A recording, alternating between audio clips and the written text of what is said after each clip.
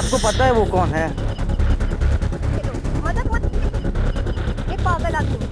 आपको पता है वो कौन है? शर्म आती है मुझे शर्म आती है कि तुम मेरे घर में आए थे, मैंने तुमको अपने घर में दिखाया और तुम जैसा आदमी खच्चर। ए मैडम, सही में तुम लैंग्वेज कंट्रोल करके बात कीजिए आप, ठीक है? लायक नहीं हो, तुम लायक नहीं हो अलीनगर में रहने के। हिम्मत हो तो मेरे सामने से बात करना। आप आ जाओ ना जामी गाँव आइए, मैं सामने बात करूंगा। आप कल क्यों नहीं रुके? आप जब आए ट्रेन के यहाँ। जो काम मेरे कार्य क्षेत्र में है, मैं उसको लेके कितनी प्रबल तरीके से मैं दिन भर घूम रही थी कल। बिल्कुल दिमाग बिल्कुल ठीक है?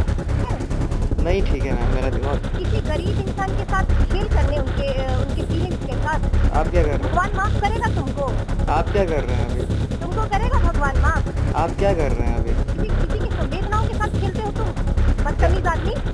क्या आप क्या कर रहे हैं अभी? ये किसी बताइए। गरीब के संवेदनाओं के साथ खेलते हो, उनका मजाक उड़ाते हो तुम। कलंक हो तुम अपने क्षेत्र के लिए। तुम क्या कर रहे हो? तुम ये काम कर रहे हो। अरे आप क्या कर रहे हो? नमस्कार, आप लाइव सिटीज देख रहे हैं। मैं हूं जय शुक्ला। मैथिली ठाकुर को मंच पर मीठी मीठी बातें और सुरीली आवाज में गाते तो आपने बहुत सुना होगा, लेकिन आप मैथिली ठाकुर का ये गुस्सा भी आज सुन लीजिए। मैथिली ठाकुर, आपको पता है कि बीजेपी की विधायक हैं अलीनगर से, और अपने क्षेत्र में काम करने के लिए वो जिस प्रकार डेस्परेट रहती हैं, जिस प्रकार लग्न से काम करती हैं, उस राह में कई बार कई तरह की समस्याएं भी आती हैं। कई ऐसे लोगों से सामना भी होता है जिनसे मुहा ठुठी हो जाती है, और ये तस्वीर या यूं कहे कि ये ऑडियो उसी की एक वानगी है। अब एक सामाजिक कार्यकर्ता जिसने तथाकथित तौर पर विधायक के द्वारा फोन पर धमकी दिए जाने की बात कही है। हालांकि जब मैथिली ठाकुर उसे उसके बोल रही हैं, हालांकि धमकी तो नहीं कहेंगे उस वीडियो को, ऑडियो को, लेकिन जब बोल रही हैं, जब उसे खरी खोटी सुना रही हैं, तो उसके पीछे का कारण भी जानना जरूरी है। सबसे पहले हम आपको कुछ बताएं, लेकिन उससे पहले हम चाहते हैं कि आप इस पूरे बातचीत को सुन लीजिए। ठीक है क्या? क्या हुआ मैम? क्या क्या मतलब कोई तरीका है आपको? जब मालूम है कि जो काम मेरे कार्य क्षेत्र में है, मैं उसको लेके कितनी प्रबल तरीके से मैं दिन भर घूम रही थी कल। बिल्कुल दिमाग बिल्कुल ठीक है?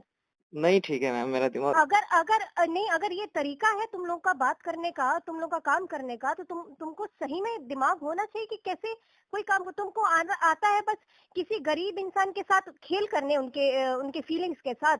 आप क्या कर रहे हैं? भगवान माफ करेगा तुमको। आप क्या कर रहे हैं अभी? तुमको करेगा भगवान माफ। आप क्या कर रहे हैं अभी? है किसी किसी की संवेदनाओं के साथ खेलते हो तुम, क्या बदतमीज आदमी। क्या आप क्या कर रहे हैं अभी? ये किसी बताइए। गरीब के संवेदनाओं के साथ खेलते हो, उनका मजाक उड़ाते हो तुम। क्या मजाक उड़ाते हैं? थोड़ा बताइए हमको। रखेगा तुमको, कभी क्या सुखी रखेगा भगवान। क्या क्या बताइए। आइंदा अगर ऐसा काम किए ना, और अगर किसी के द्वारा मुझे पता चला। हेलो हेलो, एक मिनट सुनिए, बताइए। हेलो हेलो और हेलो। कलंक हो तुम अपने क्षेत्र के लिए। तुम क्या कर रहे हो? तुम ये काम कर रहे हो। अरे आप क्या कर रहे हो? हेलो। हिम्मत है तो बोलो, बात करो मुझसे, सामने आके बात करो। अरे अरे, हमें और बात करने। रिकॉर्ड करो, मेरी मेरी मेरी बात को रिकॉर्ड करो। अगर मेरी जनता के साथ तुमने उनके संवेदनाओं के साथ खेला ना, तो मैं तो तुमको जो करना है करूंगी। भगवान तुमको कभी माफ नहीं करेगा। क्या क्या आप क्या बोल रही हो? आप सर क्लियर बात करो हमसे आप। हेलो। सेंस हो ना तुमको, तो जरा सोचना कि तुम क्या कर रहे हो। क्या कर रहे हैं बताओ, आप ही बताओ हमें। नहीं नहीं नहीं, और अगर थोड़ा तुम्हारे मैम, अंदर एक थोड़ा मिनट सेंस हो ना, मैम। तुम्हारे अंदर थोड़ा सेंस हो गौतम, तुम ध्यान रखो कि तुम कर क्या रहे हो। क्या कर रहे हैं बताओ ना, आप बताओ ना हमको, क्या कर रहे हैं हम?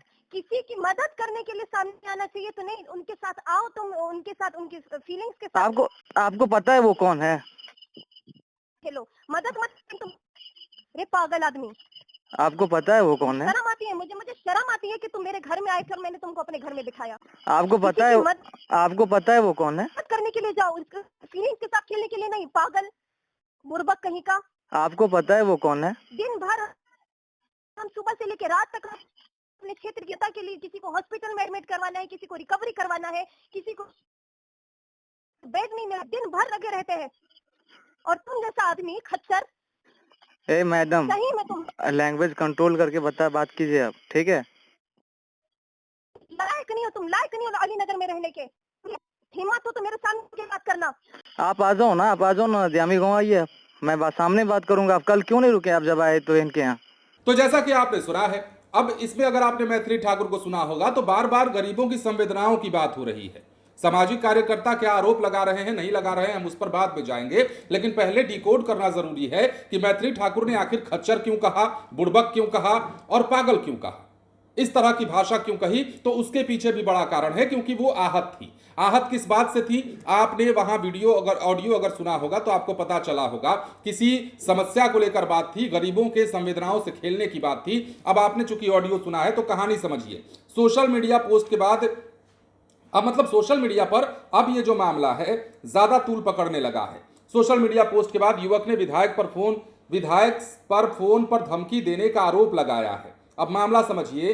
अलीनगर प्रखंड के सकतपुर थाना क्षेत्र अंतर्गत नदियामी पंचायत के लक्ष्मीपुर वार्ड निवासी 16 साल के किशोर सुभाष चौपाल के 26 जून से लापता होने के मामले में अब नया मोड़ सामने आया है। मामले में सोशल मीडिया के माध्यम से सवाल उठाने वाले सामाजिक कार्यकर्ता गौतम कुमार झा ने स्थानीय विधायक पर फोन कर कथित रूप से धमकी देने का आरोप लगाया है।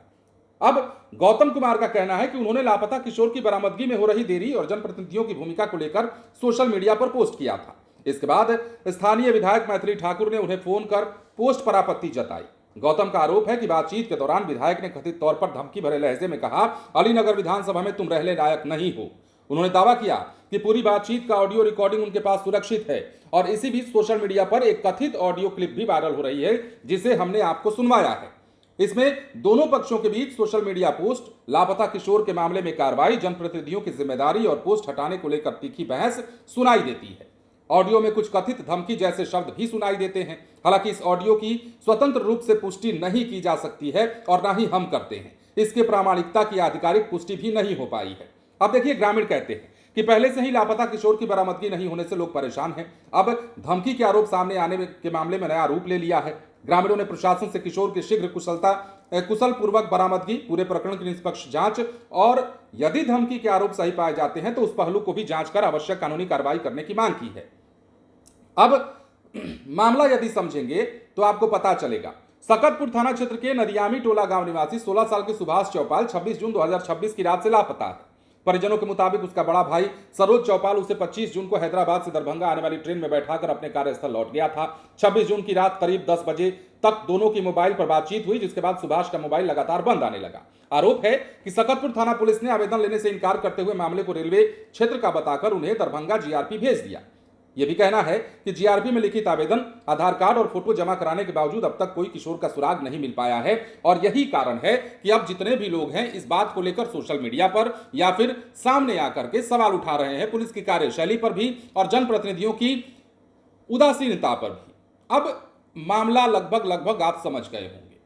अगर नहीं समझे तो फिर समझा देते हैं। जिसका नाम हम बता रहे हैं गौतम कुमार झा, उन्होंने सोशल मीडिया पर आवाज उठाई कि किशोर की बरामदगी अब तक क्यों नहीं हो पाई, और उनमें जो है उन्होंने कहीं ना कहीं प्रशासन की भूमिका को भी आड़े हाथ लिया और जनप्रतिनिधियों की भूमिका को भी आड़े हाथ लिया। यही कारण था कि अब मैथिली ठाकुर ने कथित तौर पर उस सामाजिक कार्यकर्ता को फोन किया और फोन करके उन्होंने जो कहना था कह दिया।